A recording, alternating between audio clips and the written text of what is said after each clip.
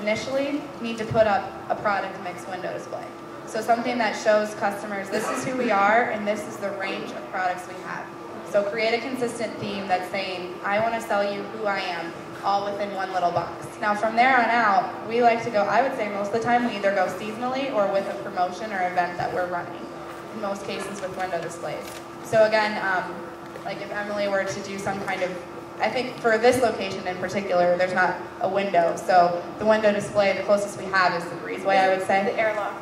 So, which is all cowboy themed. Right, which is obviously focusing on an event that's about to happen. So I would say, again, looking at your merchandising calendar, you can get online and just get a list of holidays, or get on your local Chamber of Commerce website and see, is there a community event that I can really tie myself into?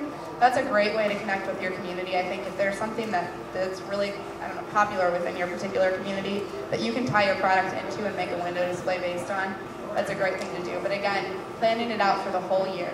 And I would say, I personally, again, I like to change them out a little bit more often than maybe it's feasible. If you can try to do it once a month, I think that depending on, if you're a tourist destination and people are only coming to see you once a year, if that, then you can get away with a little bit more space in between. But if you're a local business that a lot of people are walking by or driving by on a daily basis or a weekly basis, it's really important that you change it out at least once a month. I would also say for that, it's very important to draw it out. Window displays are hard. They just are. They're actually, I think, for me, like the most difficult to do. So I like to draw them out before I even do anything. Draw out the window and the space and the fixture. And then I like to put the fixtures in place, go back outside, and look at it from the outside perspective. And you're going to have to do this a lot. Pretty much the entire time you do that display, every 5 to 10 minutes you're going to have to go outside and say, okay, and then walk back and forth. The common mistake is to go stand right in front of it and just look at it. You're going to be walking by it. You're not going to be like, oh, I'm peering at this window for 10 minutes. No, you're going to be a quick, brisk It's not the Breakfast at Tiffany's type deal where you're standing right in front of it. A lot of times you kind of miss cords, or I don't know, the back of a display is viewed more often than you really think it is. So absolutely walk and look at it from all angles. Also, check it at different times of day. That's very important, one that a lot of people forget about. Is there a glare on your display? If so, how do you adjust your lighting, and what time of day do you need to adjust lighting, if you have lighting available? And not just that, window displays are hard on products. I mean, you get more product ruined by that. That's unbelievable. You can get films, UV films that go over your window. It sounds really cheesy, but if you do it right, you don't notice the bubbles, and it looks really good, and it protects your product. It prevents glare, which is great. Exactly. And for usually, depending on their window size, $100 to $250. Just depends if it's floor to ceiling or if it's just 4x4 window, but it's really worth it. Another great thing to do is use a ceiling grid. We use those a lot, and I think those, you can make them really easily. Hang them from your ceiling. You can even hang like an old, ladder. You can use a ladder. You can clothes use dryers. Clothing line. Anything that upstairs is proof. You can hang anything if you want to. If you want to do it, you can hang it. A lot of times with window displays, they're tall, so if you don't have a ceiling grid or something that you can hang things from, you have to think if the eye is only straight ahead. When you're looking at a window, you're actually looking this way or this way. You're not looking straight ahead of yourself, which is when we're planning windows, a lot of times people plan this way. Well, actually, that's where you're going to get the glare. So you need to look this way and you need to look that way, and a lot of people forget about hanging things to look up. Yes, you have a question? I have the opposite problem. I have a ceiling to floor, and it's tinted. So you can't even see what's in the window. Sorry, I can't hear you. It's the window is tinted. The whole window is tinted from The whole ceiling window to is floor. tinted and you can't see anything? You can't see it until you're... The whole window is tinted and you can't see anything. Do you have lights? What kind of lights do you have? Just the fluorescent. The fluorescent? All right, so we didn't talk about lighting.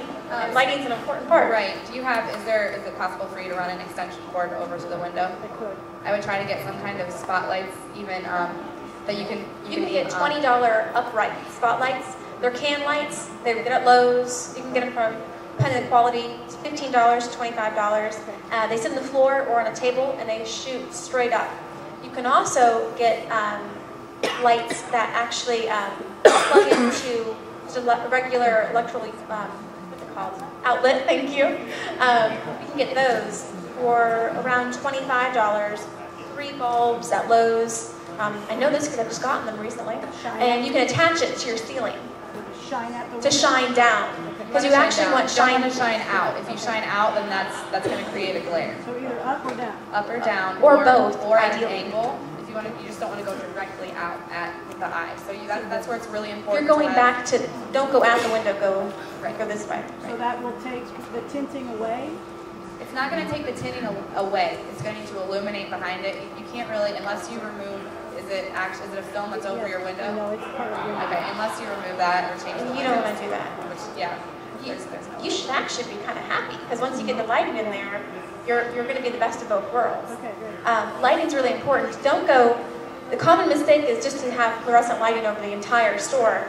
You really need a dynamic lighting in your store. You need spotlights, you need flood lighting, and then you need general lighting.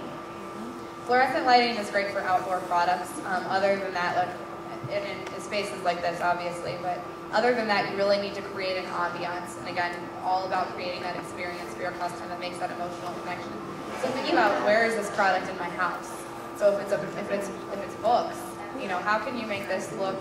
Okay, so we don't want it harshly bright, but kind of like a reading room, like a library. So how can I make this ambient? There's great ways to do it. Jesus, films. So you can. My boyfriend is a media arts major, which is like film and photography. And so anyways, I got him to get me digital photography films, and I covered fluorescent lights with those. And they can then you have the option of 100 different colors of tinting.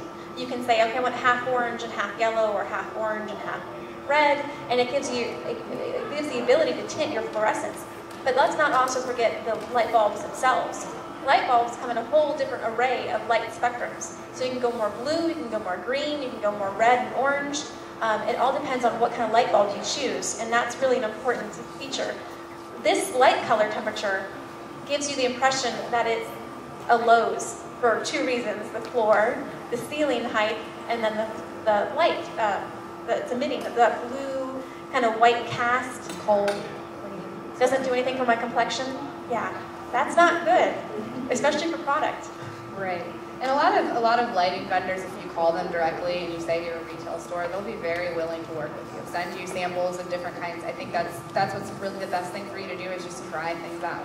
You just really have to mess with lighting until you've worked with a feeling that you really want to communicate to You your can also go online and get films, and they'll give you swatches, and you can test out all these different films and light bulb choices for free.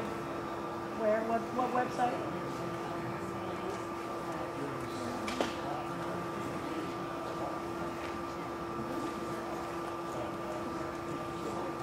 The question was, when you're looking at a window display, I mentioned that you look up or down, and she asked if that also applies to a display inside. And the answer is yes and no, it's twofold. A window display, people aren't typically standing there and staring for a long amount of time, so it's a quick glance. What's interesting though is when you look at what people will spend the most time looking at within an interior display, they won't stare at what's directly in front of them. And think about yourself as you're shopping. You really stare at what's right here. I think it's just natural for you to kind of look down and read like what's at this level here, or look directly up. Supermarkets, customers will actually, or vendors will actually pay more money for the items that are up here and down here, because this is at kids level. So if you notice when you're walking through a grocery store, you'll see a lot of products down at this level that are really bright and colorful, because as your kids are walking next to you, they're going to pull it and they're going to say, I really want this, or just slightly slide it into the cart. There's a reason for that, and that's actually more expensive space within the grocery store. Think about that same thing in your location. Most customers are going to look just slightly down and just slightly up, and then think about kids walking through the store too. What can you provide for them? What attention-getting items can you provide for them that don't keep them bored as they're walking through your space? You also, when talking about that, it kind of reminded me something we didn't say, is a variety of price points. So in a display, not only are you having a variety of product lines and a variety of colors and kind of a movement, you're also wanting a variety of price points. You don't want everything ultra high, you don't want everything ultra low. You want a high, a medium, and a low. You don't want it to be just one specific